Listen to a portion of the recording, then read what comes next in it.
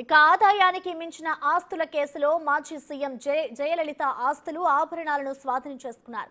ఈ ఆస్తులు పత్రాలు ఆభరణాలను ఇప్పుడు తమిళనాడు ప్రభుత్వానికి అప్పగించారు.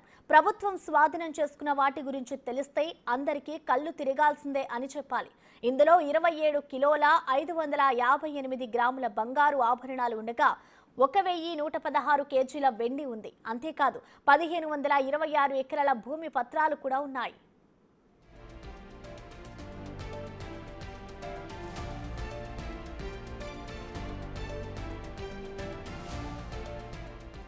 జయలలిత బంగారు ఆభరణాల గురించి తెలిస్తే బుర్ర గిర్రున తిరగాల్సిందే. ఎందుకంటే మామూలుగా ఆభరణాలు, హారాలు, గాజులు చూస్తాం. కానీ జయలలిత ఆభరణాల లిస్టులో బంగారు కిరీటాలు, బంగారు ఖడ్గాలు కూడా ఉన్నాయి.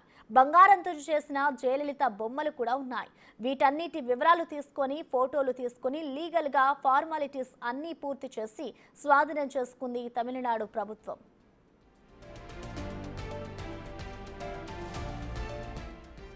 జయలలిత నుంచి ఆదాయానికి మించిన ఆస్తుల కేసులో స్వాధీనం చేసుకున్న వీటన్నిటినీ కర్ణాటక ప్రభుత్వం భద్రపరిచింది. జయలలిత ఆభరణాలు, ఆస్తులను తమిళనాడు ప్రభుత్వానికి అప్పగించాలని కోరుతూ బెంగళూరులోని ప్రత్యేక కోర్టులో కేసు దాఖలైంది.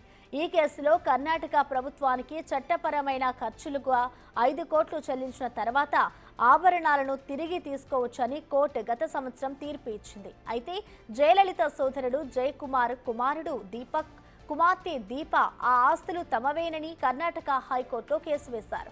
దీంతో కథ మళ్లీ మొదటికొచ్చింది. బెంగళూరు ప్రత్యేక కోర్టు ఆదేశాలపై స్టే విధించింది. ఈ ఏడాది జనవరి 13న కర్ణాటక హైకోర్టు దీపక్, దీప పిటిషన్లను కొట్టివేయడంతో వీటిని అప్పగించేందుకు లైన్ క్లియర్ అయింది. కట్టుదిట్టమైన భద్రత మధ్య ట్రెజరీ అధికారులు ఆస్తులను జాగ్రత్తగా అప్పగించారు.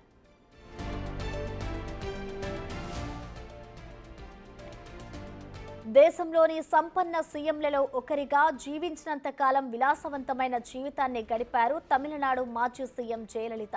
నిజానికి ఆమె ఆస్తులకు సంబంధించిన విషయాలు ఎప్పుడూ తెరపైకి వచ్చినా చాలా ఇంట్రెస్టింగ్ అనిపిస్తోంది.